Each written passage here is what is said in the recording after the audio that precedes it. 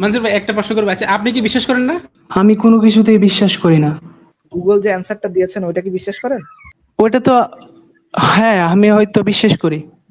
তার মানে কি আপনি বিশ্বাস তার মানে এখন আচ্ছা, এখন মানে দেখেন আপনার প্রথম স্টেটমেন্টটা ভুল হয়ে গেল না? হ্যাঁ, আপনি কোনো কিছু বিশ্বাস করেন না, একটু আগে বলছেন, এখন আবার বলতেছেন বিশ্বাস করেন।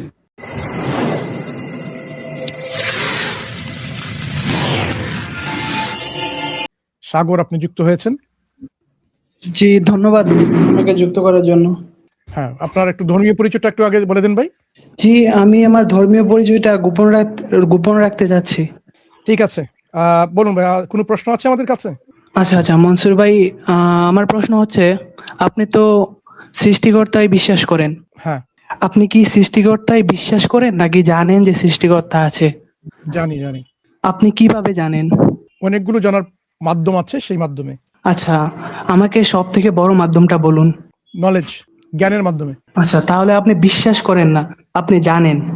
না, আমার বিশ্বাসের ভিত্তি হচ্ছে নলেজ। বিশ্বাসের ভিত্তি নলেজ। তাহলে তো আপনি বিশ্বাসই করছেন। আপনি বিশ্বাস করছেন জ্ঞানের ভিত্তিতে।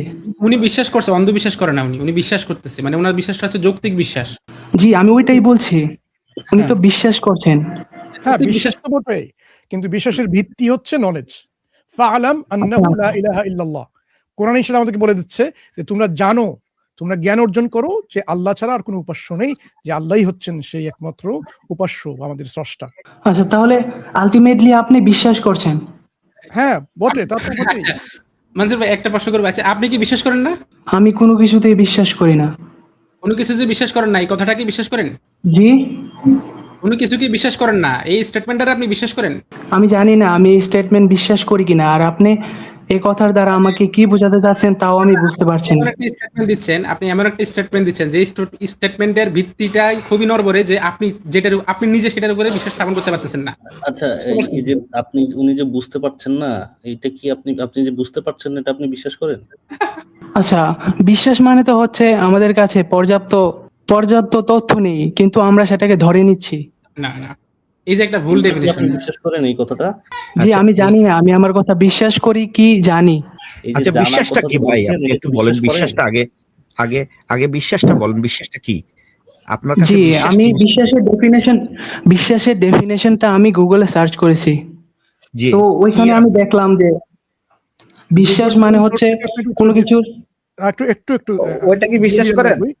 গুগল আপনাকে কোন সোর্স থেকে উত্তর দিয়েছে? জি, গুগল Google-টা এআই search করেছেন? মোড।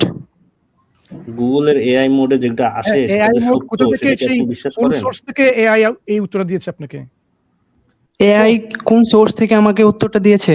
হ্যাঁ, আমি তো এআই এর তথ্যের সোর্স কোথায় জানি না। না, ওখানে অ্যান্সারে দেওয়া থাকে, তো সোর্সের লিংক দেওয়া থাকে ভাই। আচ্ছা, তাহলে আমি কি এখন সার্চ করব? আপনি সার্চ করে আবার চলে আসুন সার্চ পরে, করে আবার আসতে পারেন। আপনাকে রেখে দেই। আপনি সার্চ আচ্ছা, করে তাহলে হয়তো আমি পরবর্তীতে যোগ হতে পারবো না, কিন্তু আমি আমার মনসুর ভাই, পরবর্তী প্রশ্ন কি একটা করতে question পারি? ছিল ওনার কাছে। ভাই আপনার কাছে আমার একটা কোশ্চেন আছে, হ্যাঁ স্পষ্ট করে। হুম, হুম। জি, করেন। গুগল যে অ্যান্সারটা দিয়েছেন ওইটা কি বিশ্বাস করেন আপনি? জি, গুগল যে অ্যান্সারটা দিয়েছেন ওইটা কি বিশ্বাস করেন? ওটা তো হ্যাঁ, আমি হয়তো বিশ্বাস করি। তার মানে কি আপনি বিশ্বাস তার মানে এখন আচ্ছা, দেখেন আপনার প্রথম স্টেটমেন্টটা ভুল হয়ে গেল না? হ্যাঁ, আপনি কোনো কিছু বিশ্বাস করেন না, একটু আগে বলছেন, এখন আবার বলতেছেন বিশ্বাস করেন। নিজেই নিজের সাথে কন্ট্রাডিকশন করতেছেন। হ্যাঁ। আচ্ছা, আমাকে একটু সময় দিন, আমি হয়তো সময় নিন ভাই, সময় নিন। আহ, সময় নিয়ে আবার আসুন, আপনাকে আমরা ব্যাক স্টেজে রাখছি। আচ্ছা আচ্ছা, আপনি তাহলে সময় নিয়ে পানি খেয়ে আসেন ভাই। পরে আসবেন, তাহলে ঠিক আছে? তাহলে আমি আমার পরবর্তী প্রশ্নটা করি। করবেন, ঠিক আছে। জি জি। তো আপনি কিভাবে জানেন যে স্রষ্টা আছেন বা আল্লাহ আছেন? জানার অনেক পদ্ধতি আছে, অনেকগুলো পদ্ধতি আছে। জি, আপনি কিভাবে জানতে পারছেন বা আমি কিভাবে জানতে পারি? আচ্ছা, এখন যদি আমাকে জিজ্ঞেস করেন আপনাকে কিভাবে আমরা সহায়তা করতে পারি, এখানে জানার অনেকগুলো পদ্ধতির মধ্যে দেখেন, একটা হচ্ছে ফিতরা বা ন্যাচারাল ডিসপোজিশন, আমাদের অন্তর্নিহিত কিছু একটা বোধ, অন্তর্দৃষ্টি আপনি বলতে পারেন, যে এটা অলরেডি আপনার মধ্যে এটা আছে, এটা অলরেডি ফিক্সড করা, এটা আপনাকে দিয়েই তৈরি করা আছে। আপনি যদি কোনো একটা দ্বীপে একাকী বড় হতেন, আপনি অবশ্যই কারো প্রভাবে না পড়ে আপনি বুঝতে পারতেন অবশ্যই একজন স্রষ্টা আছেন। এই যে একটা অন্তর্দৃষ্টি আপনি জানতে পারেন। যেমন শিশুরা যেমন বড় হয়, তাদের মধ্যে একটা ধারণা এরকম জন্মে যে এরকম বড় ধরনের কোনো একটা কিছু আছে, সামথিং গ্রেটার দ্যান দ্যাম, তাদেরকে স্রষ্টা বা এরকম কিছু জানে। কেউ তাদেরকে এরকম শেখায় না, না শেখালেও কিন্তু তাদের এই বিশ্বাসটা তাদের জন্মে। এই যে বিশ্বাসটা জন্মে, কেন জন্মে? কারণ এটা অন্তর্দৃষ্টি অলরেডি তাদের মধ্যে এটা ফিক্স করা। আমরা বলি এটা ফিতরা। আমাদের নবী মুহাম্মদ সাল্লাল্লাহু আলাইহি ওয়াসাল্লাম আমাদেরকে শিখিয়েছেন এভাবে যে প্রত্যেক যে শিশু জন্মগ্রহণ করে সে ফিতরাতের মধ্যে জন্মগ্রহণ করে, এবং পরে তার পরিবার, তার বাবা মা, তার পিতা মাতা তাকে কি করে, ইহুদি, খ্রিস্টান, মাজুসি, সাবিয়ান, এরকম যে ফায়ার ওয়ার্শিপার, অগ্নি পূজক এরকম তৈরি করে ফেলে। এর অর্থ হলো প্রত্যেক মানুষই জন্মগ্রহণ করে এমন একটা ন্যাচারাল ডিসপোজিশনে যেখানে সে অবশ্যই একজন স্রষ্টার প্রতি তার একটা ঝুঁক আছে, ঝুঁক মানে প্রবণতা এরকম যে স্রষ্টাতে সে বিশ্বাস করবেই, কিন্তু তার ইমিডিয়েট যে পরিবেশটা আছে, তার ফ্যামিলি, তার পরিবার, পরবর্তীতে তার স্কুল কলেজ শিক্ষা প্রতিষ্ঠানগুলো, তার সমাজ, সেগুলো কি করে সে এই যে অন্তর্দৃষ্টিমূলক একটা শিক্ষা বা একটা জ্ঞান সেটাকে ক্লাউড করে ফেলে, জাজমেন্টটাকে গুলাটে করে ফেলে, যার কারণে সে বিভিন্ন রকম হয়ে যায়। তার বাবা মা তাকে হয়তো নিয়ে যাবে একটা গির্জাতে, নিয়ে যাবে একটা টেম্পলে, নিয়ে যাবে একটা মন্দিরে, নিয়ে যাবে, হ্যাঁ, নাস্তিক হলে কিছু শেখাবে না। এই যে তারা এক ধরনের ইনডক্ট্রিনেশন করে থাকে, এখানে ব্রেইন ওয়াশিং বলতে পারেন, বা ইনডক্ট্রিনেশন, যার মাধ্যমে আমরা আমাদের এই পরিচয়, এটা আইডেন্টিটি আমরা তৈরি করি। হ্যাঁ, একটা শিশু হিন্দু পরিবারে জন্মগ্রহণ করলে তার বাবা মার কারণে, ফ্যামিলির কারণে সে নিজেকে পরিচয় দেয়, আমি একজন হিন্দু। বুঝতে পেরেছেন? এই যে পরিবার তাকে একটা নতুন আইডেন্টিটি তৈরি করে দেয়, কিন্তু আমরা বলি যে এই যে আইডেন্টিটি এটা হচ্ছে একটা ইনডক্ট্রিনেশন, এটা হচ্ছে সামাজিক ইনডক্ট্রিনেশন, এটা হচ্ছে অন্তর্দৃষ্টি থেকে একটা শিক্ষা। আরেকটা হচ্ছে জ্ঞানের পদ্ধতি জানার, যে আপনি যখন আপনার বুদ্ধি খাটাবেন, ইন্টেলেক্ট, হ্যাঁ, দ্বিতীয় পর্যায়ে হচ্ছে আপনার কাছে যে আপনার যে 5 সেন্স তো আছেই, কিন্তু তারপরে আপনার ইন্টেলেক্ট বা বুদ্ধিমত্তা একটা বলে একটা ব্যাপার আছে, যে ভালো মন্দ, সত্য মিথ্যা সে নির্ণয় করতে পারে। যে আপনি কোনটা ভালো কোনটা মন্দ এটা আপনি না শেখালেও কিন্তু আপনি বুঝতে পারেন এখানে যে এই রেস্টুরেন্টে গিয়ে আমি ওখানে খাবো না, কারণ তাদের খাবারটা অত্যন্ত পচা, বাজে, হ্যাঁ, দুর্গন্ধমুক্ত পরিবেশ, ওখানে সার্ভিংটাও ভালো না, দামও খুব বেশি। এই যে আপনি একটা জাজমেন্ট করলেন, কেন করলেন? ক্রিটিক্যাল থিঙ্কিং এর মাধ্যমে আপনি বুদ্ধি খাটালেন, ইন্টেলেক্ট খাটালেন। সেই যে ইন্টেলেক্টের যদি এক্সকিউজ মি সৎ ব্যবহার করেন, অপব্যবহার নয়, সৎ ব্যবহার যদি করেন, ইন্টেলেক্ট দিয়েই আপনি বুঝতে পারবেন স্রষ্টা একজন আছেন। কিভাবে? যে সবকিছু এরকম আমাদের জগতে যা আছে সবকিছু ডিপেন্ডেন্ট, সবকিছু কন্টিনজেন্ট। সে অন্যরকম হতে পারতো, কিন্তু এই তাদের কি নির্দিষ্ট একটা শেপে, একটা রূপে, একটা আকৃতিতে এভাবে নির্দিষ্ট করা আছে একটা নেসেসারি বিইং এর কারণে। সবকিছুর মূলে একটা গ্রাউন্ডিং আছে, তিনি হচ্ছেন নেসেসারি বিইং বা অপরিহার্য সত্তা, যিনি একজন পরম অপরিহার্য, অত্যাবশ্যকীয়, আবশ্যকীয় একটা সত্তা, যার কারণে এগুলো হচ্ছে, এবং সেই সত্যই হচ্ছে আমাদের দৃষ্টিতে খোদা, ঈশ্বর, গড বা আল্লাহ, যিনি সবকিছুকে মানিয়েছেন, তৈরি করেছেন, সৃষ্টি করেছেন। বাদিউস সামাওয়াতি ওয়াল আরদ, তিনি সবগুলোকে এরকম উদ্ভাবন করেছেন, নতুন রূপ দিয়েছেন, যা আগে এরকম ছিল না। এই যে উৎপত্তি বা উৎস, স্রষ্টা সবগুলোকে তৈরি করেছেন, তিনি হচ্ছেন আমাদের স্রষ্টা। ইন্টেলেক্ট সেটা প্রমাণ করে। এটা হচ্ছে দ্বিতীয় পর্যায়। তৃতীয় পর্যায়ে হচ্ছে আমাদের বিভিন্ন সময়ে, পূর্ববর্তীতে সময়ে সেই স্রষ্টার পক্ষ থেকে নবী রাসূলগণ এসেছেন এজেন্ট হিসাবে, বার্তাবাহক হিসাবে, এবং তারা এই স্রষ্টার প্রমাণ নিয়ে এসেছেন বিভিন্নভাবে। স্রষ্টার পক্ষ থেকে তারা মিরাকল বা মুআজিজা আমরা বলি, অতি প্রাকৃত কিছু জিনিস দেখিয়ে মানুষকে প্রমাণ করেছেন, যে এগুলোর মাধ্যমে মানুষ নিশ্চিত হতে পারে যে স্রষ্টা অবশ্যই আছেন। সেই দিক থেকে যদি আমরা দেখি, তাহলে আমাদের ইসলামের যে নবী মুহাম্মদ সাল্লাল্লাহু আলাইহি ওয়াসাল্লাম সর্বশেষ নবী, তার মাধ্যমে কিছু কিছু অতি প্রাকৃত বা মুজিজা বা মিরাকল উনি নিয়ে এসেছেন, যার মাধ্যমে, যার সাপেক্ষে আমরা নিশ্চিত হতে পারি যে স্রষ্টা তো অবশ্যই আছেনই, এবং আমরা যে সৃষ্টি তাও আমরা পরিষ্কার হয়ে যায়। কোরআন, মুহাম্মদ সাল্লাল্লাহু আলাইহি ওয়াসাল্লামের সর্বশ্রেষ্ঠ মুজিজা বা মিরাকল হচ্ছে আল কোরআনুল কারীম, যে এই যে পবিত্র কোরআন, সেখানে এমন কিছু বিষয় আছে, এমন ভাবে এটা আমাদের কাছে এসেছে যে এটা পরিষ্কার হয়ে যাবে, এটা মানুষের পক্ষ থেকে কখনো এরকম রচনা সম্ভব নয়, এটা স্রষ্টার কাছ থেকে এসেছে। সেই কোরআন আমাদেরকে সেই প্রমাণটা দেয় যে অবশ্যই তো স্রষ্টা তো আছেনই, কারণ তার কাছ থেকে এটা এসেছে, তিনি সেটা প্রমাণ করেছেন। তাহলে নবী রাসূলগণদের প্রমাণের সাপেক্ষে আমরা প্রমাণ করতে পারি যে অবশ্যই স্রষ্টা আছেন।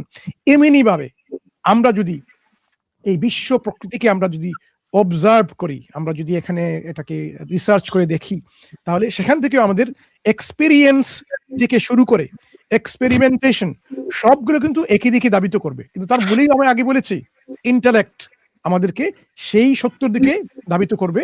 ইন্টারেক্টের মাধ্যমে আমরা সিদ্ধান্ত উপনীত হব যে আমাদের এক্সপেরিয়েন্স, আমাদের ইন্টুইশন এবং আমাদের এক্সপেরিমেন্টস, অবজারভেশন সবগুলো কিন্তু একটা দিকেই আমাদেরকে উত্তর দিচ্ছে যে একজন স্রষ্টা আছেন যিনি সবগুলো সৃষ্টি করেছেন। এমনিভাবে বিভিন্ন পদ্ধতিগতভাবে আমরা যদি এগুলো ব্যবহার করি তাহলে সবগুলো মিলিয়ে আমরা অবশ্যই নিশ্চিত হতে পারবো স্রষ্টা অবশ্যই আছেন। সংক্ষেপে শুধু বললাম এটা। আচ্ছা, তাহলে আপনি প্রথমত বলছেন যে আমাদের মধ্যে জন্ম থেকে একটা প্রবৃত্তি থাকে, আমাদের নেচার, যে আমাদের উপরে কেউ আছে, হয়তো বা আমাদেরকে কেউ সৃষ্টি করছে, সর্বশক্তিমান স্রষ্টা আমাদের সৃষ্টি করেছেন। এটা হচ্ছে আমাদের প্রবৃত্তি জন্ম থেকেই। প্রথমত আপনি এটা বলেছেন, তারপর বলেছেন যে আমাদের আশেপাশে যা কিছু আছে সবকিছু, এই মহাবিশ্ব সবকিছু একটি একটি ইন্ডিপেন্ডেন্ট, মানে যিনি কোনো কিছুর উপর নির্ভরশীল নয়, উনি সৃষ্টি করেছেন। স্যার, আমি কি সঠিক বলেছি? বলেছেন, আমি তো অনেকগুলো পদ্ধতি বললাম আপনাকে, তার মধ্যে হ্যাঁ হ্যাঁ, আমি ওইটা থেকে দুইটা জিনিস আপনাকে বের করে বললাম আপনার ঠিক আছে, সবগুলো কথার মধ্যে থেকে। শুনেছেন। এখন আপনার কাছ থেকে প্রশ্নটা আমি শুনি। আপনি তো জিজ্ঞেস করেছেন কিভাবে আমরা জানবো যে স্রষ্টা আছেন। আমি আপনাকে এই জানা বিভিন্ন পদ্ধতিগুলো বলে দিলাম। এই পদ্ধতিগুলোর মাধ্যমে আমরা নিশ্চিত হতে পারি, শুধু বিশ্বাস করতো না, নিশ্চিত হতে পারি। এই যে নিশ্চয়তা, এই নিশ্চয়তার পজিশন হচ্ছে আমাদের ইমানের ভিত্তি, যে আমরা জেনে শুনে আমরা ইমান গ্রহণ করেছি, শুধুমাত্র অন্ধবিশ্বাসে নয়। জি, বুঝতে পারছি। আপনি বলছেন যে একজন সৃষ্টিকর্তা আছে যিনি কোনো কিছুর উপর নির্ভরশীল নয়, তিনি সবকিছু সৃষ্টি করেছেন। না, আমি এটা বলিনি। আমি বলেছি যে আমাদের যে জগৎটা, সেই জগতের সবকিছু কিন্তু পরনির্ভরশীল, আত্মনির্ভরশীল নয়। এবং এই পরনির্ভরশীলতা হচ্ছে কন্টিনজেন্সি, এবং এগুলো অবশ্যই কোনো একটা অনির্ভরশীল, আত্মনির্ভরশীল সত্তার দিকে নিশ্চয়ই সেটা দাবিত হবেই। কারণ এগুলো না হলে কিন্তু পরনির্ভরশীলতা নিজের অস্তিত্বকে এক্সপ্লেইন বা ব্যাখ্যা করতে পারবে না। সুতরাং এই পরনির্ভরশীলতা আমাদেরকে ওই দিকে নিয়ে যায় যেখানে অবশ্যই একজন সত্তা, তাকে থাকতেই হবে আবশ্যকীয়ভাবে, যে সত্তা হবেন আত্মনির্ভরশীল, অমুখাপেক্ষী, আস-সামাদ, তিনি হচ্ছেন আমাদের সেই স্রষ্টা। নির্ভরশীল, একে অপরের উপর নির্ভরশীল বস্তু, একে অপরের উপর নির্ভরশীল বস্তু তার অস্তিত্ব ধরে রাখতে পারে না। সেজন্য আমাদের একজন পরম অনির্ভরশীল সত্তার দরকার। আমাদের অস্তিত্বের ব্যাখ্যার জন্য সেটা দরকার, না হলে আমাদের অস্তিত্বের যে ব্যাখ্যা সেটা আপনি দিতে পারবেন না। হ্যাঁ, তাহলে সুসংহত ব্যাখ্যা পাবেন না। এরকম পাবেন, অন্ধবিশ্বাসের অনেকগুলো ব্যাখ্যা পাওয়া যায়, কিন্তু সুসংহত, সুবিন্যস্ত, গ্রহণযোগ্য ব্যাখ্যা আপনি পাবেন না। একমাত্র গ্রহণযোগ্য ব্যাখ্যা আপনি পাবেন ওইখানে যেখানে এই যে কন্টিনজেন্ট ওয়ার্ল্ড, যেখানে নন কন্টিনজেন্ট বা নেসেসারি কোন একটা বিইং বা সত্তার সাথে যদি এরকম সম্পর্কিত থেকে থাকে, তাহলে সেই সমাধানটা, সেই ব্যাখ্যাটা আপনার কাছে মনোপুত হবে এবং গ্রহণযোগ্য হবে। সেটাই হবে যুক্তিযুক্ত এবং সুসংহত। আচ্ছা, তাহলে প্রত্যেকটা বস্তু একে অপরের উপর নির্ভরশীল, এটা অসীমভাবে কেন চলতে পারে না? কোনো একটা পর্যায়ে গিয়ে কেন একজন অনির্ভরশীল সত্তার দরকার? একটা বস্তু আরেকটা বস্তুর উপর নির্ভরশীল, এরকম ভাবে কেন অসীম ভাবে চলতে পারে না? হ্যাঁ, আমরা বলবো এখানে। শান্ত ভাই আছেন? আপনার সুযোগটা এখন এসে গেছে। জি জি। আচ্ছা, সাগর ভাই নাকি? সাগর ভাই, দেখেন, একটা বস্তুর উপর নির্ভর করে যদি একটা চেইন, মানে একটা চেইন আপনি বলতেছেন, তো এই চেইনটা ধরেন আপনি এখন যেখানে আছেন, আপনি আছেন এই চেইনের একটা পার্ট। তো তার মানে কি? তার মানে আপনার এই অবস্থানে আসার আগে অসীম সংখ্যক এরকম পর্যায় বা অসীম সংখ্যক ঘটনা ঘটে তারপরে আপনি এই জায়গাতে আসছেন, তাই না সাগর ভাই? জি, অসীম সংখ্যক ঘটনার প্রেক্ষিতে আমি এখানে আছি। অসীম সংখ্যক ঘটনার পরেই তো আপনার এই বর্তমানে এখন আপনি আছেন, তাই না? আমি আপনার কথার সাথে একমত হতে পারছি না। আমি জানি না যে অসীম কি অস্তিত্বের মধ্যে, যদি একমত অসীম না হন, যে কথাটা এটা কি বাস্তবে এক্সিস্ট করে কিনা, আমি শুধু জানতে চাচ্ছি। আপনি তো আমার জন্য আরো অনেক ইজি করে দিলেন ভাই। আমরা এটাই বলবো যে অসীম বাস্তবে এক্সিস্ট করে না, দ্যাট মিন্স শুরুতে একটা অনির্ভরশীল কিছু থাকতে হবে। বুঝতে পারছেন? তো আপনি বলতেছেন হ্যাঁ, আমি আপনাকে এটা বোঝানোর জন্য বলছি যে যদি শুরুতে কিছু না থাকে, তার মানে কি শুরুতে infinite number of cause and effect ছিল, তাই না? যদি একটা স্টার্টিং পয়েন্ট না থাকে, তার মানে সবকিছু যদি একটা থেকে আরেকটা রূপান্তরিত হয়ে বা একটা স্টেট থেকে আরেকটা স্টেট, একটা স্টেট থেকে আরেকটা স্টেটে আসে এবং কোনো যদি শুরু না থাকে, তো শুরু না থাকার মানে কি? শুরু না থাকার মানে হচ্ছে যে এটা হচ্ছে যে মানে ইনফাইনাইট এই পর্যায়টা চলতেছে। ইনফাইনাইটই চলতেছে, তাই না? সাগর ভাই। হ্যাঁ, বুঝতে পারছি। একটা শান্ত ভাই জিনিস যদি প্র্যাকটিক্যাল প্রথমে এক্সাম্পল নাই দিয়ে থাকে বোঝান, তাহলে প্র্যাকটিক্যাল এক্সাম্পল দিয়ে বোঝান। শান্ত আচ্ছা, ভাই প্র্যাকটিক্যাল এক্সাম্পল প্র্যাকটিক্যাল দিচ্ছি। এক্সাম্পল। ধরেন আপনি মনে করেন আপনি ঢাকা থেকে চট্টগ্রাম যাবেন। আপনি বাসে উঠতে যাবেন। আপনার সামনে ২ টা লাইন দাঁড়ানো আছে। একটা লাইনে হচ্ছে যে ১০০ জন মানুষ দাঁড়ানো আছে। তার মানে কি আপনি ১০০ জন মানুষ বাসে ওঠার পরে আপনি কি করবেন? বাসে উঠবেন, তাই না? জি আচ্ছা, এখন যদি আরেকটা লাইন আছে, যে লাইনের মধ্যে ইনফাইনাইট নাম্বার অফ মানুষের একটা সেট দাঁড়ানো আছে। তো আপনি জি কি কোনদিন বাসে উঠতে পারবেন? ওই লাইনের জন্য যদি অপেক্ষা করেন আপনি যে ওই সব মানুষ বাসে উঠে যাক, তারপরে আমি উঠবো। উঠতে পারবেন? ইনফাইনাইট নাম্বার, তার মানে অসীম। অসীম হলে অবশ্যই তো উঠতে পারবো না। উঠতে পারবেন না।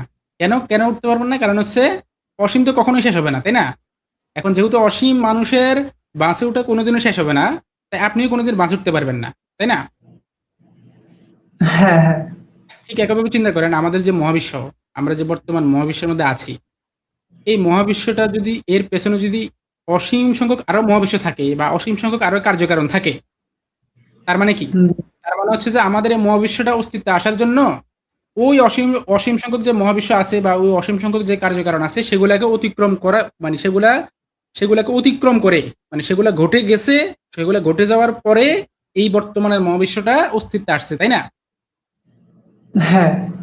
তাহলে আপনি যদি অসীম সংখ্যক মানুষকে অতিক্রম করে বাঁচে উঠতে না পারেন, তাহলে মহাবিশ্ব কিভাবে অসীম সংখ্যক কজ এন্ড ইফেক্টকে অতিক্রম করে বর্তমান আসলো বলেন? ও, আচ্ছা, বুঝতে পসিবল? পারছি আপনি কি বলছেন। হ্যাঁ, আচ্ছা, তার মানে তো এটা তো পসিবল না যে অসীম সংখ্যক কার্যকারণ মানে পাস্টের দিকে থাকবে। এটা তো পসিবল না, তাই না? অসীম হলে তো সেটার কোনো শুরু বা শেষ থাকবে না, কারণ এটা অসীম। হ্যাঁ, তো এটা তো পসিবল না। কারণ শুরু বা শেষ না থাকলে তো আপনি যে অবস্থানে আছেন এই অবস্থানটা তো নির্ভর করতেছে অসীম কার্যকারণ ঘটে যাওয়ার উপরে। এখন অসীম কার্যকারণ ঘটে যাওয়া তো কোনোদিন শেষ হবে না, তাই না? তার মানে আপনি বর্তমানে কখনো আসতে পারবেন না।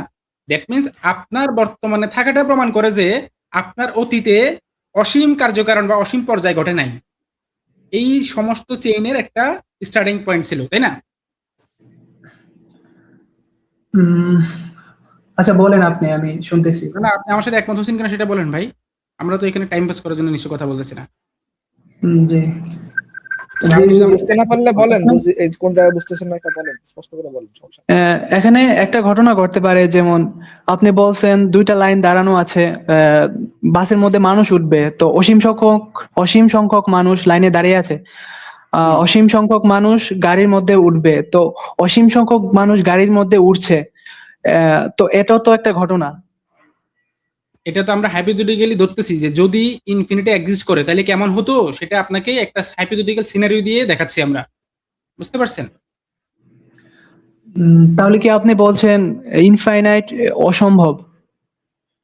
না না, মেটাফিজিক্যালি এখানে মানে ইয়ে ভাই, সাগর ভাই, এখানে শান্ত ভাই আপনাকে যে এক্সাম্পলটা দিয়েছে, এখানে মনে করেন আপনি যখন ইনফিনিটির অংশ থাকবেন তখন তো আপনার হচ্ছে মানে এক্সিস্টেন্স আসাটাই অসম্ভব হয়ে যাচ্ছে, তাই না? মানে যদি মনে করেন আপনার আগে আপনি তো একটা ইনফিনিটি সেট শেষ হওয়ার পরে তো আপনাকে আসতে হবে, তাই না? সাগর ভাই বুঝতে পারছেন আমার কথাটা?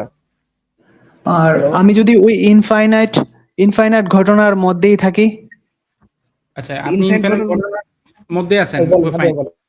আপনি ইনফিনিট ঘটনার মধ্যে আছেন, হ্যাঁ? এখন আপনি যেই স্টেটে আছেন ওই স্টেটটা ডিপেন্ড করে এর আগে আরো ইনফিনিট স্টেটের উপরে, তাই না? জি জি। তার মানে আপনি ইনফাইনাইট সেটের মধ্যে থাকলেও আপনি কিন্তু ওই সেটে আসার জন্য কিন্তু ইনফাইনাইট আরো সেট অতিক্রম হয়ে যেতে হবে। এখন ইনফাইনাইট সেট তো কোনোদিন অতিক্রম শেষ হবে না। তাহলে আপনি কিভাবে ওই সেটে আসবেন, তাই না? হ্যাঁ।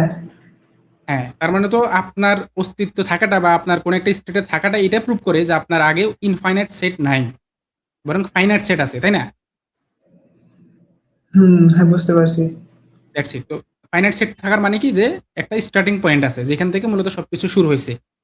আর এই সবকিছু শুরু যেখান থেকে হয়েছে, এই সবকিছুকে কন্ট্রোল করার জন্য হচ্ছে যে একটা এমন একটা কজ, এমন একটা সত্তাকে থাকা লাগবে যিনি আর কোনো কিছুর উপর ডিফেন্ডেবল না। তিনি যদি ডিপেন্ডেন্ট হয়ে যেতেন তাহলে কিন্তু আবারও প্রশ্ন আসবে যে তিনি কার উপরে নির্ভর করে তাহলে?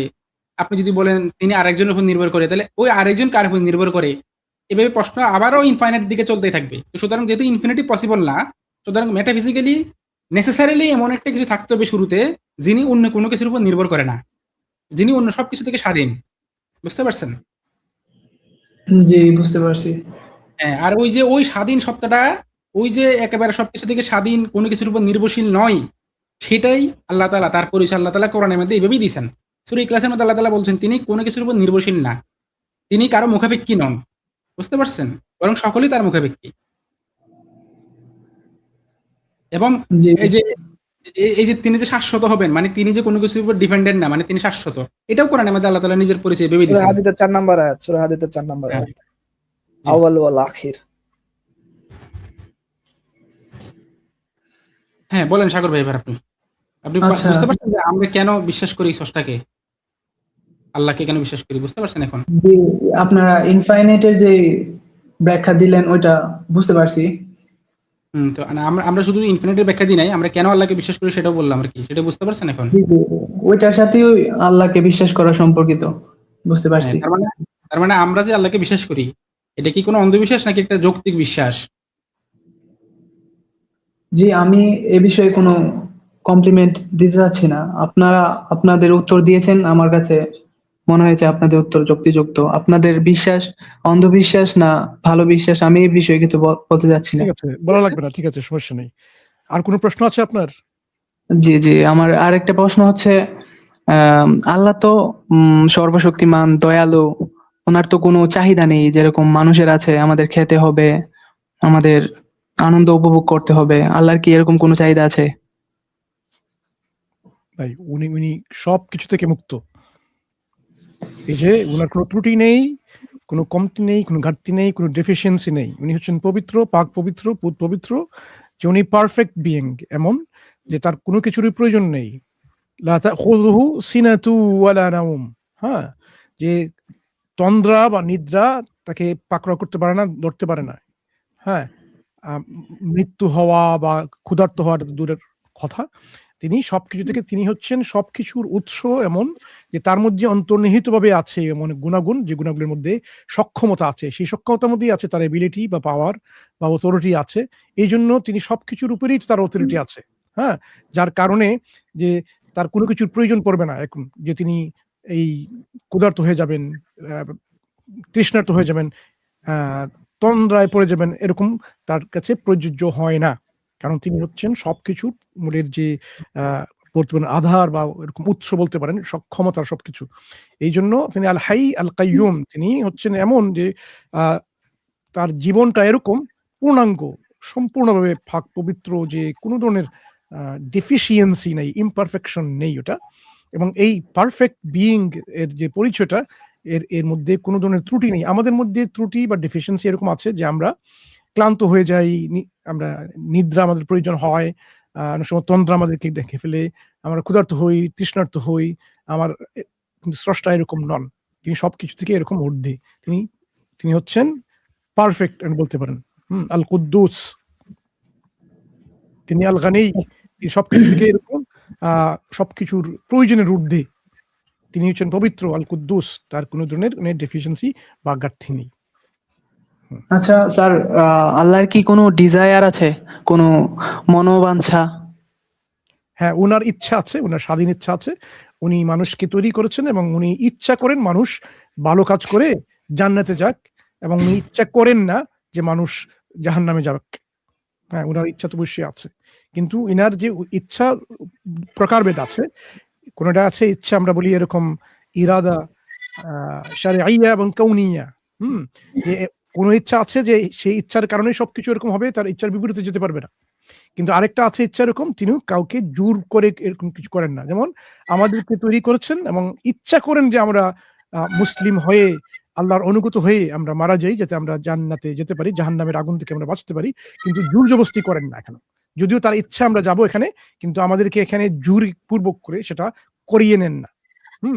এই যে ইচ্ছাটা, এটা আমাদেরকে ছেড়ে দেন, আমাদের কিছু স্বাধীনতা আছে এরকম। আচ্ছা, আমাদের বুঝতে পারছি। দুই ধরনের ইচ্ছা আছে। একটা হচ্ছে আহ যে ইচ্ছাটার বাইরে এই সৃষ্টি যেতে জগৎ পারবে না। যেতে পারবে না।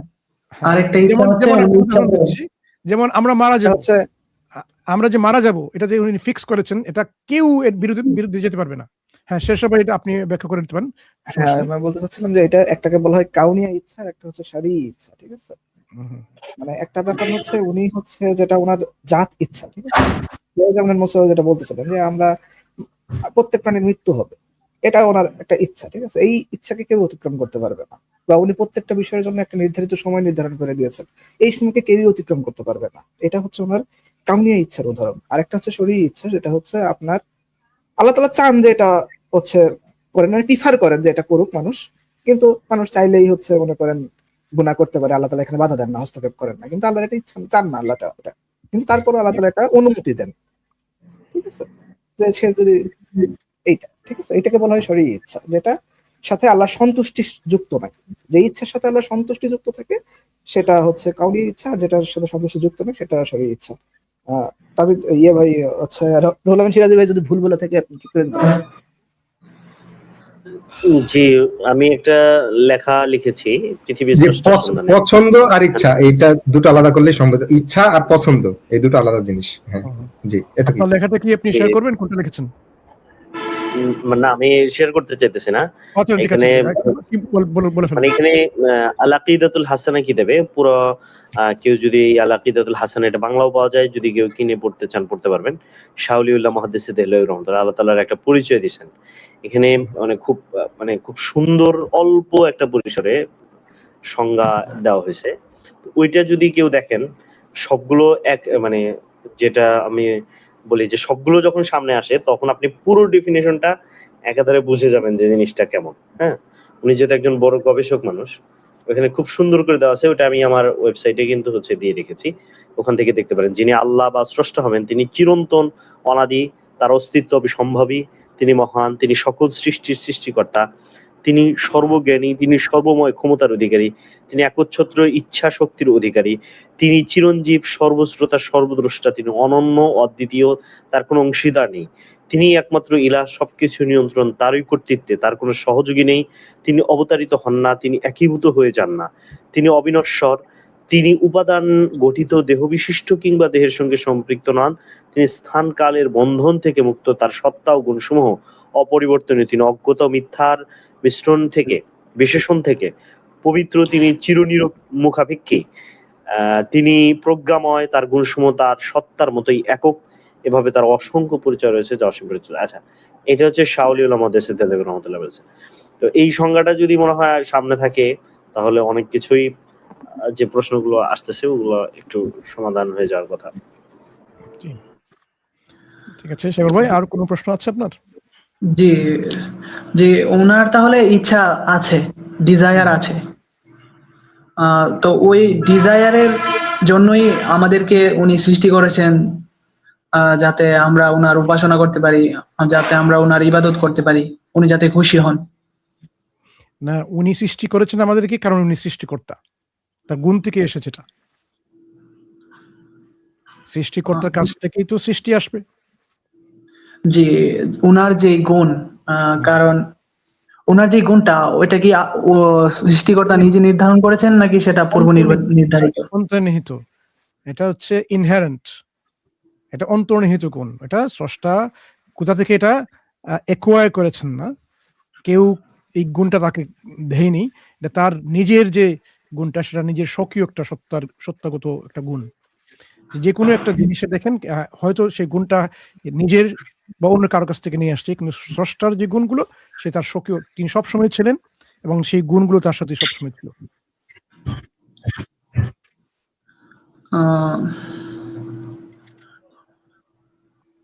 ব্যাপারটা হচ্ছে এখানে আল্লাহ তাআলা সবসময় কমপ্লিট, ঠিক আছে? উনি তো কখনোই অপূর্ণ ছিলেন না যে ওনাকে নতুন করে কিছু একটা নিতে হবে।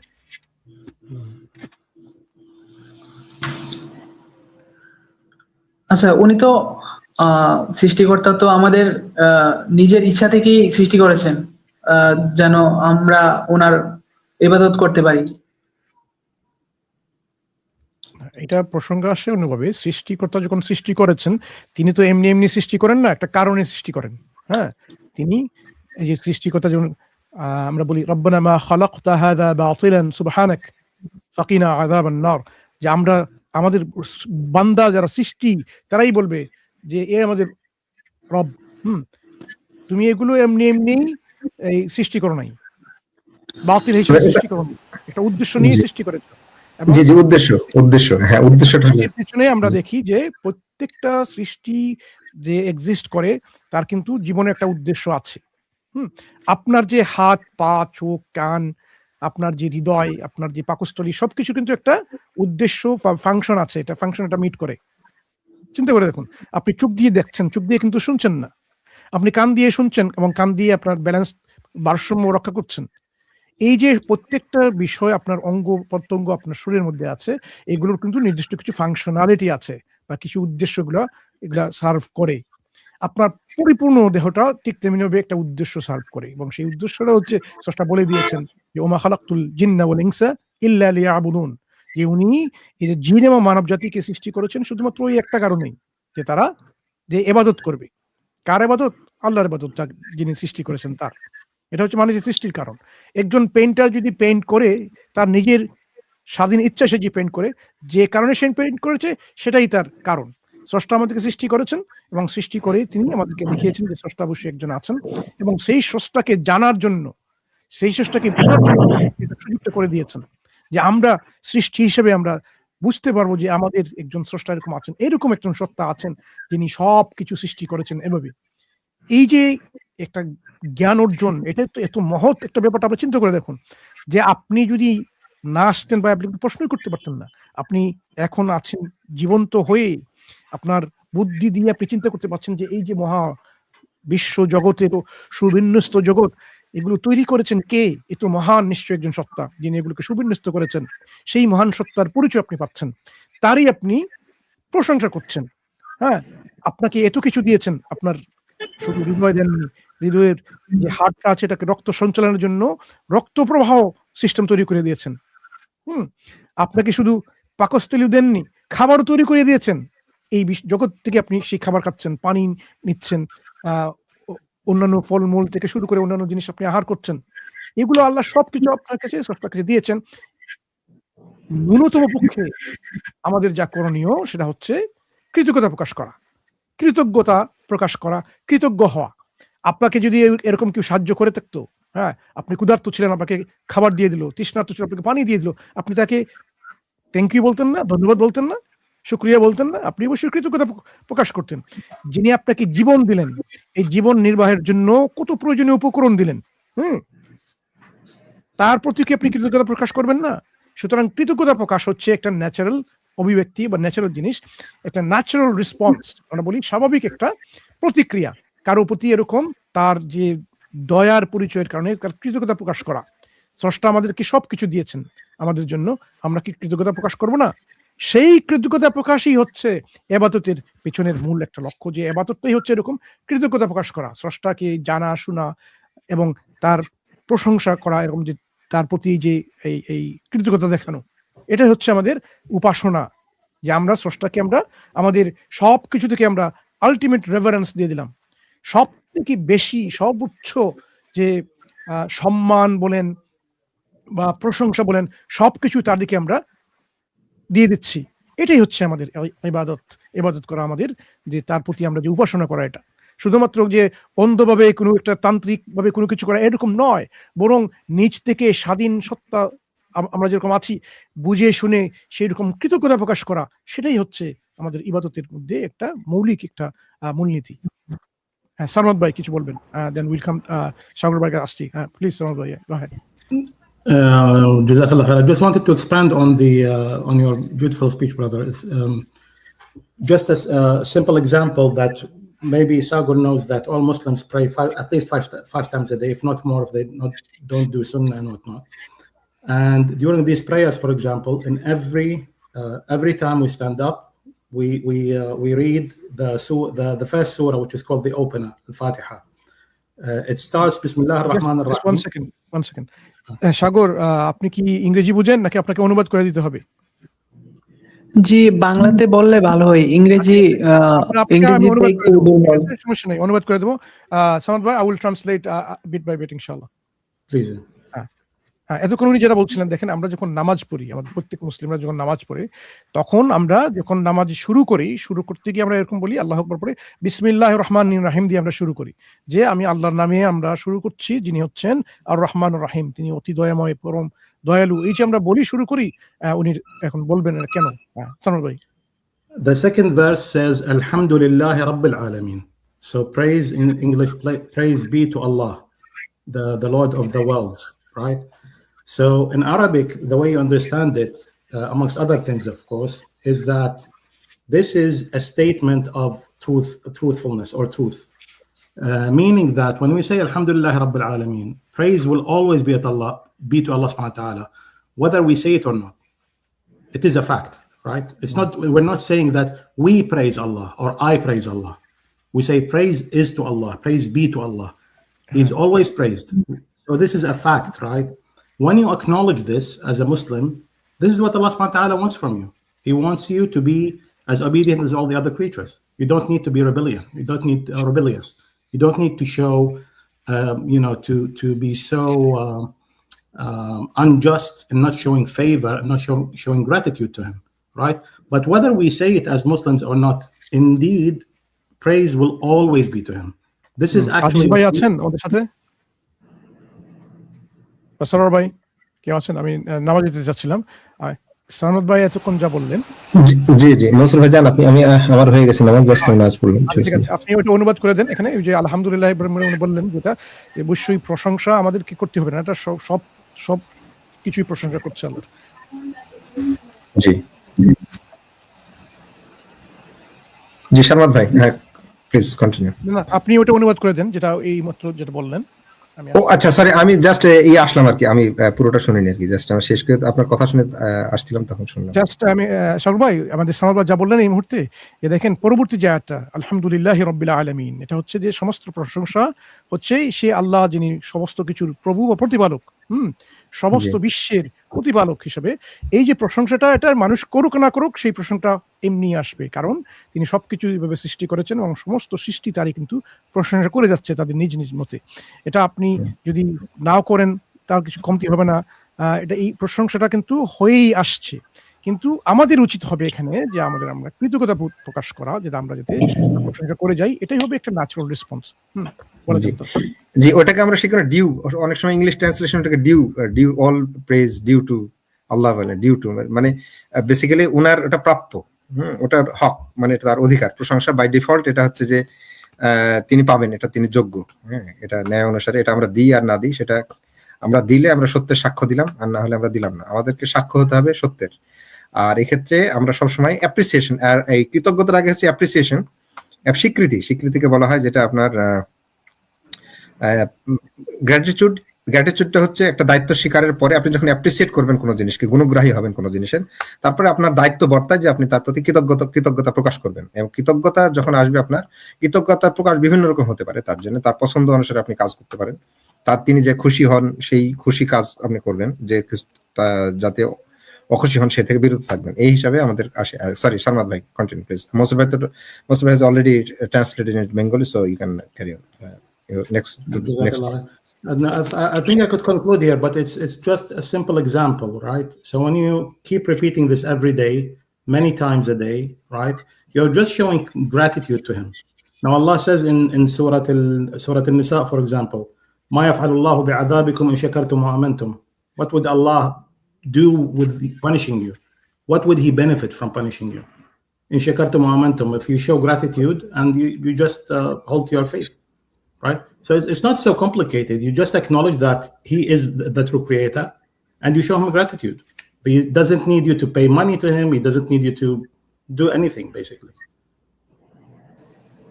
It's as simple as that. It's so simple, straightforward. Yes, একদমই। তো এটা হলো যে আমাদের বেসিক্যালি গ্র্যাটিটিউড, এটাতে ওনার কোনো লাভ ক্ষতি নেই। আমরা যেটা করি সেটা হলো যে আমাদের কোনো টাকা পয়সা লাগে না, কোনো কিছু লাগে না, এটা সিম্পল গ্র্যাটিটিউডে। সেক্ষেত্রে আরেকটা জিনিস আমি এখানে অ্যাড করি সানওয়ার ভাইয়ের সঙ্গে, যেটা হলো যে আসলে এই গ্র্যাটিটিউডটা কি তার কোনো লাভ, তার কোনো ক্ষতি নাই, কিন্তু পরন্তু আমাদের সফলতার সঙ্গে জড়িত, আমাদের যে পরিচয় সবচেয়ে উন্নত হচ্ছেন আল্লাহ সুবহানাহু ওয়া তাআলা। তো তাহলে তার ইচ্ছা হচ্ছে সবচেয়ে পবিত্র, ত্রুটিমুক্ত, সবচেয়ে উন্নত, সবচেয়ে ভালো। সুতরাং তার ইচ্ছার কাছে যদি আত্মসমর্পণ করি, তার ইচ্ছাকে যদি আমাদের পছন্দ করি, তার পছন্দকে যদি আমরা আমাদের পছন্দ করি, তাহলে তার অপছন্দকে যদি আমাদের অপছন্দ করি, তাহলে আমরা কি করলাম? আমরাই নিজেদেরকে তার সঙ্গে যে সঙ্গে তার উন্নত সৃষ্টি হিসাবে, সে উন্নত রবের উন্নত সৃষ্টি হিসাবে আমরা তার স্বাক্ষর রাখলাম, আমাদের পরিচিতিকে আমরা বিশুদ্ধ করলাম, আমাদের দায়িত্ব আমরা পূর্ণ করলাম, আমাদের বিবেকের দায়িত্ব যিনি সৃষ্টি করে দিয়েছেন সে বিবেক অনুসারে দায়িত্ব আমরা পালন করলাম। এবং আমরা বাস্তবিক ক্ষেত্রে আমরা নিজেরা যখন কোনো কাজ করি তখন আমরা নিজেদেরকে মানুষের মধ্যে আমরা কৃতজ্ঞতা স্বীকার করি, মানুষের স্বীকৃতি দিই। সুতরাং এখন স্রষ্টার ব্যাপারে আসলে তখন আমরা এ ব্যাপারে টেকেন ফর গ্রান্টেড বা এমনি পেয়েছি মানে এরকম মনে করি একটা ভাব, আমাদের দায়িত্ব স্বীকার করতে চায় না। তো এখানে একজন নিষ্ঠাবান নৈতিক মানুষের প্রথম নৈতিকতা শুরু হবে নৈতিকতার যিনি উৎস তাকে স্বীকৃতি দেওয়া, ভালো মন্দের উৎস যিনি তাকে স্বীকৃতি দেওয়া। তো সেখান থেকে সবকিছু শুরু হয়, সেখানে আমরা ইমানকে সবসময় প্রথমে রাখি। আর এই ইবাদত করলে এটা তার কোনো যায় আসে না, কিন্তু আমাদেরকে একটা আল্লাহ সুযোগ দিচ্ছেন যে আমরা যেন জাতে উঠি, মানে আমাদেরকে যে একটা প্রাথমিক একটা ফিতরাতের উপর সৃষ্টি করা হয়েছে, একটা উন্নত মর্যাদা সৃষ্টি করা হয়েছে, সেই পরিচিতি আমাদের স্বাধীন ইচ্ছা শক্তির কারণে আমরা ধ্বংস করে ফেলতে পারি, আমরা সেটা প্রোটেক্ট না করতে পারি। সেজন্য আল্লাহ আমাদেরকে তার হয়ে তার পবিত্রতা, তার বড়ত্বের স্বাক্ষর হিসেবে আমাদেরকে কাজ করার সুযোগ দিয়েছেন। হ্যাঁ, এই সুযোগ ইবাদতের সুযোগ দিয়েছেন। এই ইবাদত হচ্ছে আমাদের জন্য সর্বোচ্চ উন্নত কাজ, মানুষ যেটা করতে পারে তার মধ্যে সবচেয়ে উন্নত কাজ হলো যার ইচ্ছা সবচেয়ে উন্নত, যিনি সবচেয়ে উন্নত, তার ইচ্ছার অনুসরণ, তার ইচ্ছার আনুগত্য, তার ইচ্ছা অনুসারে তার পছন্দকে নিজের পছন্দ করে নাও। এই কাজ যখন করবে তখন মানুষ নিজেকেই উন্নত করে, এটা স্রষ্টার কোনো যায় আসে না। এই জন্য এই যে ইবাদতের পারপাসটা দেওয়া ইটসেলফ একটা মানুষের জন্য অতি সম্মানজনক। আর যদি আল্লাহর ইবাদত মানুষ না করে তাহলে সেটা হবে কি, যে সেটা মূলত আপনার অন্য কিছু দাসত্ব করে বসবে, খামখেয়ালিপনা দাসত্ব করবে, হয় নিজের দাসত্ব করবে, নিজের খামখেয়ালিপনা দাসত্ব করবে, না হয় অন্য কিছু দাসত্ব করে বসবে।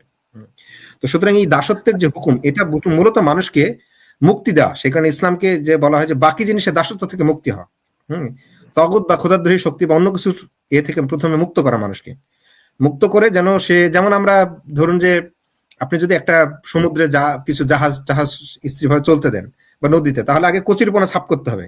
কচুরিপনা যদি থাকে তাহলে ওটা ফ্রি মুভ করতে পারবে না, বা অন্য কিছু আটকে গেছে সেখানে মুভ করতে পারবে না, আটকে যদি থাকে বা অন্য কিছু পাথর থাকে বা অন্য কিছু থাকে, তাহলে একটা স্বাধীন মুভমেন্টের জন্য, তার গন্তব্যে পৌঁছানোর জন্য বা অক্ষত অবস্থায় যাওয়ার জন্য তার সমস্ত বাজে জিনিস থেকে তাকে মুক্ত করতে হবে প্রথমে। দ্বিতীয় কথা হলো যে তাকে ভালো জিনিসের সঙ্গে যুক্ত করতে হবে। সেই জন্য প্রথমে লা ইলাহা আমরা ঘোষণা করানো হয়, তারপর ইল্লাল্লাহ, তারপরে যেন মানুষ নিজের খামখেয়ালিপনার দাসত্ব না হয়, সেজন্য আল্লাহর কাছে আত্মসমর্পণ করতে বলা হয়। আত্মসমর্পণ, আমরা আত্মসমর্পণের মাধ্যমে আল্লাহর আশ্রয় আমরা গ্রহণ করি। এই আশ্রয় গ্রহণ করার ফলে আমরা স্বেচ্ছায় যখন স্বাধীনভাবে আল্লাহর আশ্রয় গ্রহণ করি, তখন আল্লাহ মানে আমাদের ইচ্ছাগুলোকে বিশুদ্ধ করেন এবং আমাদের ইচ্ছাগুলো দোয়ার মাধ্যমে সেগুলো তিনি পরিপূর্ণ করেন।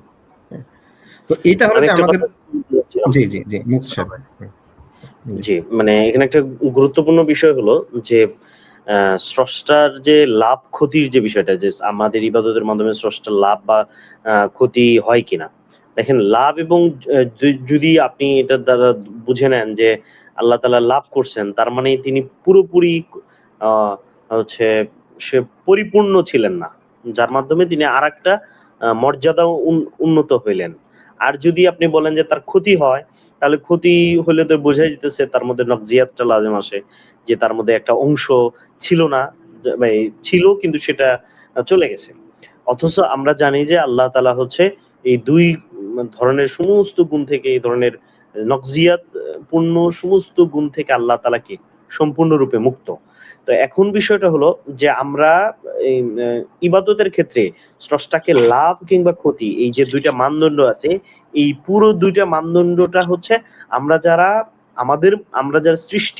আমরা সৃষ্টিরা হচ্ছে এই দুইটার ব্যতীত কোনো কাজ হওয়া না হওয়ার উপর মানে আমরা বুঝতে সক্ষম হই না। কারণ আমরা যাই করি সেই কাজের মাধ্যমে হয়তো ক্ষতি হয় অথবা আমাদের লাভ হয়, এর সেকেন্ড কোনো আসলে অপশন আমাদের মধ্যে থাকে না। তো যেহেতু আমাদের প্রত্যেকটা আমরা হচ্ছে কারণ হলো আমরা কি আমাদের একটা লিমিটেশন আছে, আমাদের একটা কমতি আছে, আমাদের একটা দুর্বলতা আছে। এই দুর্বলতা গুলো থাকার কারণে হচ্ছে আমরা কি করি, যে কোনো জায়গা থেকে আমরা লাভবান হই অথবা আমরা আমাদের কোনো ক্ষতি হয়, কিন্তু স্রষ্টা তো এইগুলো থেকে সম্পূর্ণরূপে মুক্ত। তো আমাদের যারা ভাইরা এই ইবাদত সংক্রান্ত বিষয়ে এই প্রশ্নটা করেন, তারা আসলে মূলত আমাদের দুর্বল কনসেপ্টের উপরে, অর্থাৎ আমাদের যে দুর্বল যে সত্তা, এই সত্তার উপরে আমরা স্রষ্টার সত্তার উপরে এই দুইটাকে মিলাইতে চাই, কিন্তু এটা আসলে তুলনা করে কোনোভাবেই ফেলি, মানে আল্লাহকে আমাদের মতো করে ভাবি বেসিক্যালি।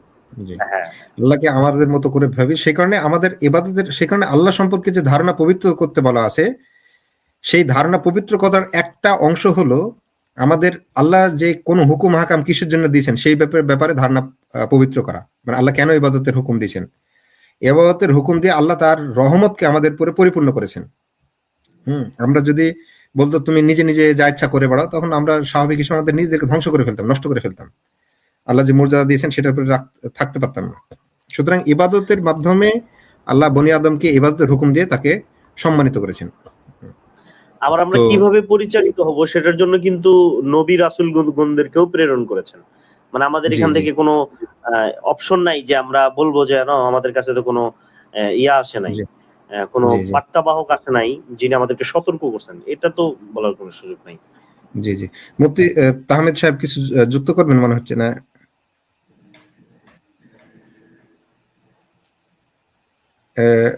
না, ঠিক আছে, আমি একটু আহমেদ ভাই মনে হয় আগের আলোচনাগুলো শোনেন না।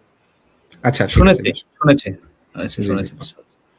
তো আমরা আমাদের ইবাদত ব্যাপারটা বুঝতে হবে। ইবাদত ইসলামে ওই শুধুমাত্র যে আপনার কি বলে যে মানে অন্যান্য ধর্মের মতো যেরকম ব্যাপার সেরকম না। ইবাদতটা হলো আপনার আমরা ব্যাপক পরিভাষায় এইভাবে বলা হয় যে আল্লাহ যা কিছু পছন্দ করেন, আল্লাহর পছন্দ তার হুকুম মোতাবেক, এবং যা তিনি অপছন্দ করেন তার নিষেধকে মেনে আপনি যে কাজ করবেন, হ্যাঁ, তাকে তার সন্তুষ্টির উদ্দেশ্যে আর তার অসন্তুষ্টির থেকে বাঁচার উদ্দেশ্যে এবং তার দৃষ্টিতে ভালো হওয়ার জন্য, তার নজরে ভালো হওয়ার জন্য, তার কাছে পুরস্কারের আশা এবং তার শাস্তির থেকে বাঁচার আকাঙ্ক্ষা নিয়ে তার সঙ্গে সম্পর্ক স্বীকার করে স্বেচ্ছায় যা কিছু করবেন মন থেকে ভালোবেসে তাকে, সেটা হলো ইবাদত। বুঝতে পেরেছেন? হুকুম হলো যে এখানে আমাকে বেসিক্যালি তার হুকুম হাকাম জানতে হবে, সেটা যে রাসূলুল্লাহ সাল্লাল্লাহু আলাইহি ওয়াসাল্লামের মাধ্যমে যেটা জানিয়েছেন এবং কোরআনের মাধ্যমে আমাদের কাছে যেটা এসেছে। তো এইটা হলো যে ইবাদতের কনসেপ্ট, মানে ইবাদতের কনসেপ্ট, উবুদিয়াতের কনসেপ্ট। তো ধারণা আমরা সচরাচর কি করি, মানে সেটা ভক্তি প্রকাশ হোক বা ধরুন তিনি যাই হুকুম করেন না কেন তার প্রশংসা করা, তার প্রতি ভক্তি প্রকাশ করা, তার প্রতি ভয় প্রকাশ করা, আকাঙ্ক্ষা, তারপরে আশঙ্কা, মানে বেসিক্যালি তার কাছে কোনো কিছু চাওয়া, এই সব কিছুর মধ্যেই আপনার যা তার হুকুম মোতাবেক হয়, তার পছন্দ মোতাবেক হয়, সেটাই হচ্ছে ইবাদত। তো সেক্ষেত্রে আপনার ইসলামে ইবাদত শব্দটা ব্যাপক একটা দিক আছে, যেটা শুধু মানুষের একটা দিকের, জীবনের একটা দিকের সঙ্গে জড়িত না, হ্যাঁ, সমস্ত দিক সঙ্গে জড়িত। আপনি অন্তরে আল্লাহকে স্মরণ করছেন, সেখান থেকে ইবাদতের, আপনি আল্লাহ সম্পর্কে ধারণা পবিত্র করছেন, সেখান থেকে শুরু হয়। তারপরে আপনি তার সঙ্গে সম্পর্ক স্বীকার করছেন, পবিত্র হচ্ছেন, সেটাকে পরপর দৌড়াচ্ছেন, তাকে জিকির করছেন, স্মরণ করছেন, হ্যাঁ, তার কাছে আনুগত্য প্রকাশ করছেন তার প্রতি সালাতের মাধ্যমে।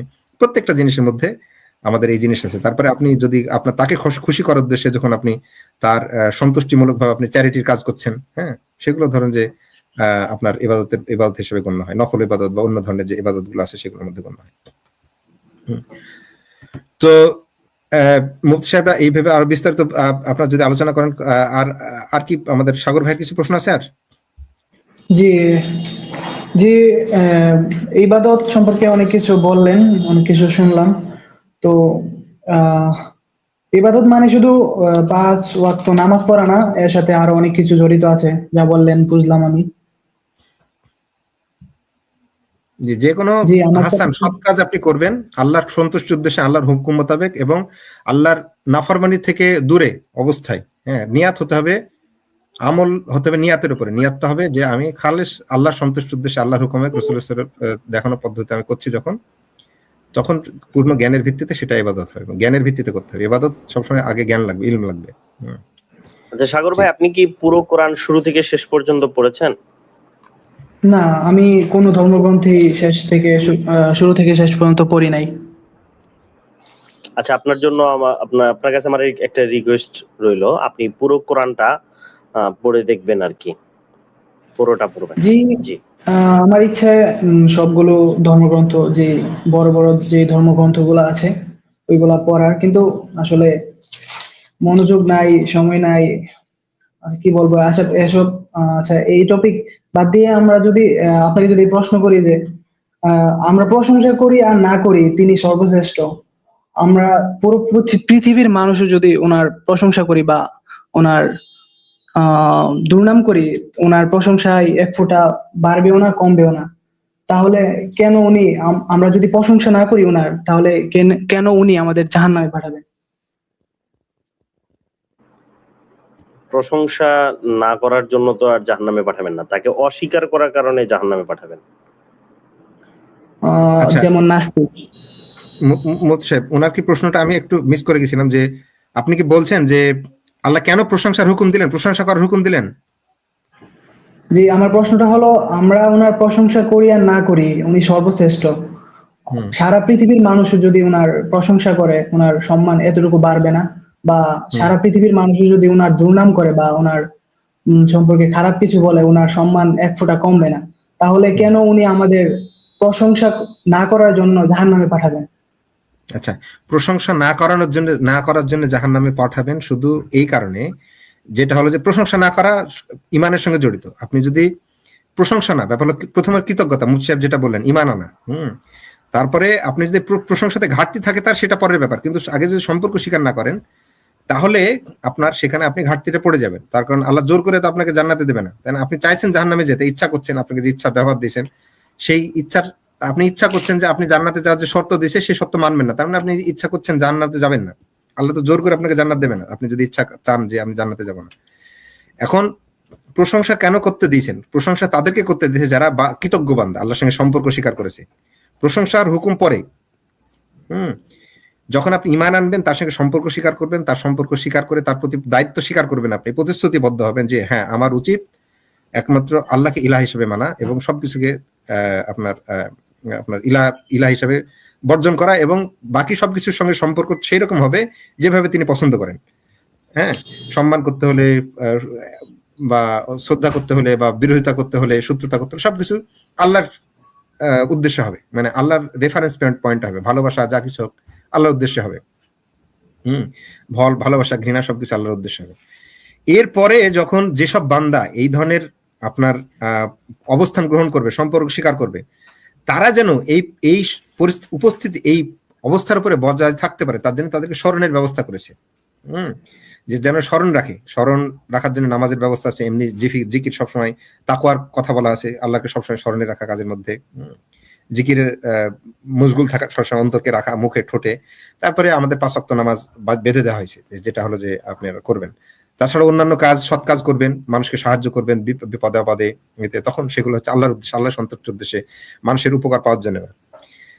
এখন এই যে আপনি আল্লাহর সঙ্গে সম্পর্ক স্বীকার করলেন, এবং আপনার দায়িত্ব স্বীকার করলেন, এরপরে আল্লাহ আপনার মধ্যে যেন অহংকার যেন না আসে, আপনার মধ্যে যেন অন্য কিছুর শ্রেষ্ঠত্ব আপনার অন্তরের ভেতরে ঢুকে না যায়, আপনি কেবলমাত্র আল্লাহকে যেন ইলাহ হিসাবে গ্রহণ করেন, সেই জন্যে আপনাকে আল্লাহ প্রেসক্রিপশন দিয়েছে।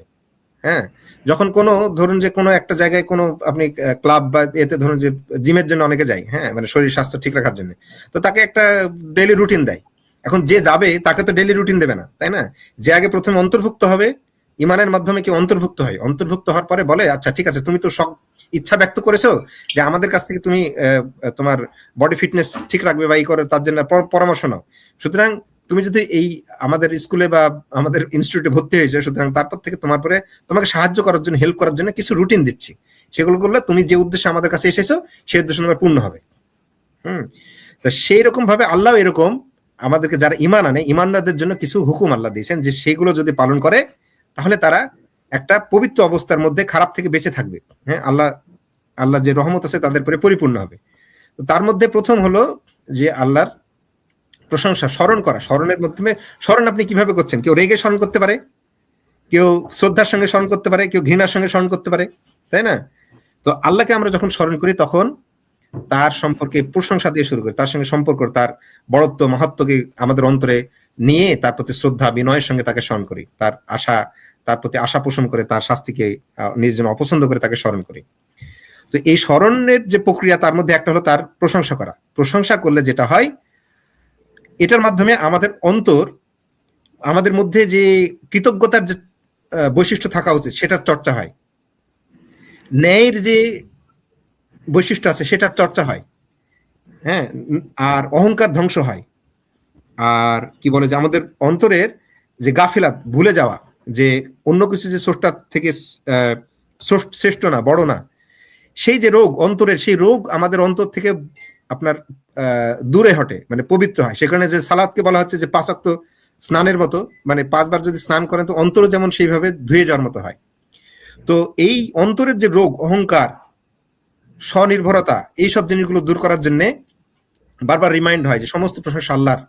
আপনার মধ্যে যেন অহংকার না আসে, আপনার মধ্যে যেন কৃতজ্ঞতার গুণ বজায় থাকে, আপনার মধ্যে যেন নিজে নিজে বিশাল বড় হয়ে গেছে স্বনির্ভরতার সেন্স না আসে। তাতে মানুষ যখন নিজেকে স্বয়ংসম্পূর্ণ মনে করে তখন সে পাপ কাজে লিপ্ত হয়। তারপরে আপনি যেন আপনার পরিচিতি স্বীকার করেন যে আমি যে কারো সৃষ্টি না, আমাকে আল্লাহ মর্যাদায় সৃষ্টি করেছেন, তিনি সমস্ত প্রশংসা তার। সুতরাং আমার দ্বারা যা ইচ্ছা কাজ আমি আমার দ্বারা মানানসই হয় না। সুতরাং আপনার ভেতরে আপনার পবিত্র, আপনার যে অন্তরের যে রোগ, সেগুলো থেকে মুক্ত করার জন্য আপনাকে এই প্রেসক্রিপশন দেওয়া হয়েছে। আর আপনি যে সুস্থ থাকবেন তার জন্য আপনার এই ব্যবস্থা করা হয়েছে। যেমন আরেকটা হলো যে আপনার মানে আপনি এর মাধ্যমে অন্য কিছুর প্রতি আপনার যে অ্যাট্রাকশন, আকর্ষণ, সেটা আপনার ভিতরে আসবে না। আর আপনার পরিচিতি, আত্মপরিচিতি আপনার হয়ে যাবে যে আপনার মনে পড়ে যাবে। ধরুন অনেক থাকে যে অনেক লোক থাকে যারা ভুলে যায় যে কোন বংশ থেকে এসেছে বা কোন তার বাবা কি করে মা করে। তখন অনেকে বলে তুই এই বংশের ছেলে, তুই এই বংশের মেয়ে, তোর দ্বারা কি এটা হয়? যখন তার মনে পড়ে যায় যে না আমি তো এই, তখন আমার দ্বারা এটা মানায় না, তখন দেখবে যে তারা এরকম করে। সুতরাং আলহামদুলিল্লাহ রাব্বিল আলামিন বলার মাধ্যমে আমরা শুধু ন্যায় করি না, সমস্ত প্রশংসা আল্লাহর, এটা ন্যায়গত ভাবে, এটা আমরা ন্যায়ের পক্ষে সাক্ষ্য দিই। তার মানে আমরা আমাদের অবস্থান কি আমরা বলিষ্ঠ করি। এক্ষেত্রে এই প্রেসক্রিপশনটার মাধ্যমে আমরা আমাদের অবস্থানকে রিনিউ করি, সবসময় আমাদের অবস্থানকে বলিষ্ঠ করি, আমাদের যে দায়িত্ব সত্যের পক্ষে সেটাকে সাক্ষ্য দিই। তারপরে এর মাধ্যমে আল্লাহ আমাদেরকে আমাদের অন্তরের রোগ থেকে জি অন্তরের রোগ থেকে, হ্যাঁ হয়ে গেছে মুন্সি ভাই। ওকে, ঠিক আছে। হ্যাঁ, ওকে সাগর ভাই, জানেন এতক্ষণ আপনারা কি আলোচনা করছেন? অনেকগুলো প্রশ্ন নিশ্চয়ই আমরা নিয়েছি। আপনার আর কোনো প্রশ্ন যদি থেকে থাকে পরবর্তী সময় আসবেন ইনশাআল্লাহ। Last G May I add one sentence as a আমি কিছু বলবো? Brother, your question is or was close to, I think, I'm not sure, but it was close to why would he need our praise if he's not going to punish you or any creature, as far as I understand it. I might be wrong, but this is what I understand, right? I would love to be corrected if I'm wrong, but he's not going to punish you because you're not worshipping him the way he should be worshipped. It's first of all that you are anybody who denies that he is worthy of worship. Once you understand that he's worthy of worship because of everything he created for us, then it just flows naturally that you have to show him gratitude, you have to show him praise, right? It's as simple as that. Don't overwhelm yourself with what kind of worship, what should I do, what shouldn't I do. It all we increase our knowledge every single day. As Muslims who have been practicing, alhamdulillah, the brothers have been practicing more than I am, or more than I have, right? But we increase our knowledge every day. So don't overwhelm yourself with how and what to do, what not to do. Is he worthy of worship? If yes, then you have to worship him. Is he worthy of praise? If yes, then it is natural and logical that you should show gratitude and praise to him. Subhanahu wa ta'ala. সংক্ষেপে বলছি যে কেউ যদি প্রশংসার যোগ্য হয় তার প্রশংসা করতেই হয়। স্রষ্টা, আমাদের স্রষ্টা আল্লাহ যদি প্রশংসার যোগ্য হন, তাকে আমরা স্রষ্টা প্রশংসা করে যাব। এটা হচ্ছে ন্যাচারাল জিনিস। এটা খুব সহজ একটা বোঝার ব্যাপার। যিনি প্রশংসার যোগ্য তিনি ইবাদতের যোগ্য। বুঝতে পেরেছেন? জি, I think he is not worthy of worship. স্রষ্টা worthy of not worship কেন? জি, কারণ আপনি বলেছিলেন যে কেউ যদি আমাকে ক্ষুধার্ত অবস্থায় খাবার দেয়, তাহলে আমি তার প্রতি কৃতজ্ঞতা প্রকাশ করব। হুম, হুম। আর আমাদের তার পাশাপাশি আল্লাহর প্রতিও কৃতজ্ঞতা প্রকাশ করা উচিত, কারণ আহ, তিনি না চাইলে হয়তো আমি এই খাবারটুকু পেতাম না। তিনি তো সবকিছু দিয়েছেন। আলটিমেটলি আমরা জি তো আলটিমেটলি আমরা প্রত্যক্ষ বা পরোক্ষভাবে আল্লাহর কৃতজ্ঞতাই প্রকাশ করি। যে আমি সবচেয়ে বেশি খুশি হতাম তিনি যদি আমাকে ক্ষুধার্ত যে একটা ফিলিংস ওইটাই না দিত। আচ্ছা, তিনি আপনাকে না প্রথমে সৃষ্টি আমাকে করলে ভালো হতো, ক্ষুধার্ত, তাই না? আপনাকে তিনি সৃষ্টি না করলে প্রথমে, ভালো হতো না? আমি বলছি আপনার কথাতে আমি আসছি, না, উনি না, প্রথমে আপনাকে আমাকে জিজ্ঞেস করি, ক্ষুধার্ত আপনাকে বানালেন। একটু জিজ্ঞেস করি, আপনাকে সৃষ্টি না করলে কি ভালো হতো? জি কেন? কেন? হুম। কারণ আমরা আর কিছু আর চাই জীবনে, আমরা শুধু আরাম, কমফোর্টেবল, মেন্টাল পিস, আমরা শুধু এসবই চাই। আমরা শুধু না, আপনি নিজে আনন্দ চাই। সাগর, আপনাকে সৃষ্টি না করলে কি ভালো হতো? জি কিভাবে বুঝলেন সেটা? সৃষ্টিকর্তা আমার ভিতরে কিছু ডিজায়ার দিয়ে দিয়েছেন, যেগুলো কোনো সময় পূরণ হচ্ছে না। আমাকে একটা শরীর দিয়ে দিয়েছেন যেখানে অসুখ বিসুখ হয়। আমাকে আহ একটি ব্রেন দিয়ে দিয়েছে যেখানে আমি মানসিক দুশ্চিন্তা অনুভব করতে পারি। আমি যখন ছিলাম না অস্তিত্বে, তখন তো এসব কিছুই ছিল না। ওই অবস্থাটাই সব থেকে ভালো ছিল। আপনার অনস্তিত্ব ভালো ছিল, তাই না? তাহলে আপনি বুঝতে যাচ্ছেন অস্তিত্ব থেকে ভালো, তাই না? জি। ঠিক আছে, ওকে, আপনাকে আপনার অনস্তিত্ব ফিরিয়ে নিচ্ছি। খুদা হাফিজ।